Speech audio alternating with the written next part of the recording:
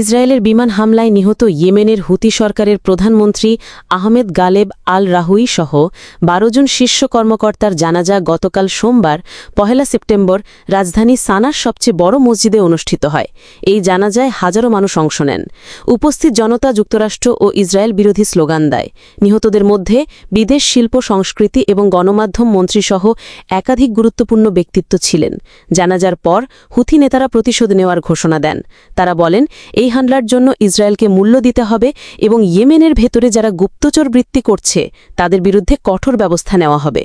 এদিকে জানাজার দিনই হুথি বাহিনী লোহিত সাগরে একটি তেলবাহী ট্যাঙ্কারের দিকে ক্ষেপণাস্ত্র নিক্ষেপ করে। তাদের দাবি, জাহাজটি একটি ইসরায়েলি কোম্পানির মালিকানাধীন। তবে ক্ষেপণাস্ত্র লক্ষ্যভ্রষ্ট হয় এবং জাহাজে কোনো ক্ষতি হয়নি। ঘটনার পর মধ্যপ্রাচ্যে নতুন করে উত্তেজনা ছড়িয়ে পড়েছে। আন্তর্জাতিক মহল আশঙ্কা করছে এর ফলে ইসরায়েল ইয়েমেন সংঘাত আরও বিস্তৃত হতে পারে। ইসরায়েলের এই হামলায় নিহত হয় ইয়েমেনের প্রধানমন্ত্রী সহ প্রায় ১২ জন শীর্ষ কর্মকর্তা।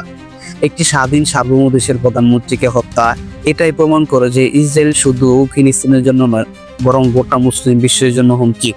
তাই এখনই আরব বিশ্বে যদি ইসরায়েলের এই হত্যার বিরুদ্ধে যথাযথ পদক্ষেপ না নেওয়া হয়, তাহলে কিন্তু ভবিষ্যতে যে বাকি মুসলিম দেশগুলো আছে সেগুলো একই হামলার শিকার হতে পারে। ভিউয়ার্স, আমাদের দেশের অধিকাংশ টিভি চ্যানেলগুলোয় দেখা যায় যে তারা সত্য তথ্যটা আড়াল করে মিথ্যা তথ্য মানুষের সামনে উপস্থাপন করে। তাই আমরা চেষ্টা করি যে আপনাদের সামনে সবসময় সত্য তথ্যগুলো উপস্থাপন করতে এবং আমাদের এই উদ্দেশ্যকে সফল করতে আমাদের চ্যানেলটিকে সাবস্ক্রাইব করে পাশে থাকুন।